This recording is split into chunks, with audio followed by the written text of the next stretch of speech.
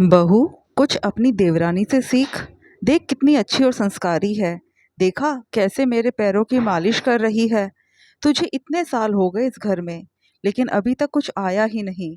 सास छोटी बहू की तारीफ करते हुए बोली, जो कि शादी होकर 4 दिन पहले ही घर में आई थी। उनकी बात सुनकर छोटी बहू मंद मंद मुस्कुरा दी, जबकि बड़ी बहू अपने काम में लग गई। पता था ये तो सासू माँ का रोज का है। पहले पड़ोसियों की बहू से तुलना करती थी, अब खुद की छोटी बहू से तुलना कर रही है। आखिर उसे तो देखते हुए पूरे 5 साल हो चुके थे। दूसरे दिन छोटी बहू चाय नाश्ते के साथ सासू माँ के सामने हाजिर थी और उन्हें समझा रही थी। मम्मी जी, आप अपनी सेहत का बिल्कुल ध्यान नहीं रखते हो। आज से आपको नाश्ता और खाना टाइम पर देने की जिम्मेदारी मेरी है। ये सुनकर सासू माँ गदगद हो गई और बड़ी बहू को सुनाते हुए बोली, देख, इसे कहते हैं सेवा भाव। तूने तो 5 साल में मेरी सेवा कभी इस तरह से नहीं की। कुछ सीख अपनी देवरानी से। बड़ों की इज्जत कैसे की जाती है वो तुझे बताएगी। लेकिन इस बार भी बड़ी बहू ने कोई जवाब नहीं दिया और अपने कामों में लगी रही। 2 दिन बाद छोटी बहू अपने मायके गई। जब वहां से लौट कर आई तो सासू माँ के लिए तोहफे खरीद कर लाई थी।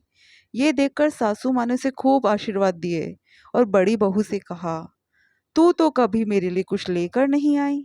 देख तेरी देवरानी को, परिवार में रहना जानती है, बड़ों का सम्मान करना जानती है। और एक तू थी जो पलटकर जवाब दे देती थी। सही कहा मम्मी जी।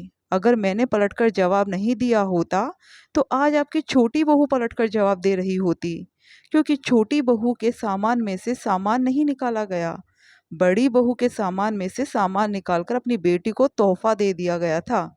मैंने जवाब दे दिया था, इसलिए छोटी बहू ने नहीं भुगता। बड़ी बहू ने कहा तो सासू माँ तुनकते हुए बोली, बड़ी बहू, तुम्हें बिल्कुल तमीज नहीं है। तुम छोटी बहू के सामने ऐसे कैसे मुझे पलटकर जवाब दे रही हो। यही सब सिखाया तुम्हारे परिवार वालों ने। अब तुम खुद अपनी इज्जत छोटी बहू के सामने घटाना चाहती हो, तो उसमें मैं भी क्या कर सकती हूँ। मम्मी जी, नया 9 दिन तो पुराना 100 दिन होता है। अगर बड़ी बहू आपको पलटकर जवाब नहीं दे रही होती तो छोटी बहू को वो सब झेलना पड़ता जो आप बड़ी बहू के साथ कर चुकी हो, क्योंकि मेरी चुप्पी से आपकी हिम्मत बढ़ चुकी होती। और मम्मी जी, छोटी बहू आपकी सेवा कर रही है, ये तो अच्छी बात है, लेकिन वो भी तब जब मैं खाना बना देती हूँ तो वो आपको लाकर परोस देती है। मैं घर के दूसरे काम कर देती हूँ तो वो आपके पैरों की मालिश कर देती है। मुझे तो कुछ भी तैयार नहीं मिलता था। तो कम से कम आप तो बहुओं में तुलना मत कीजिए।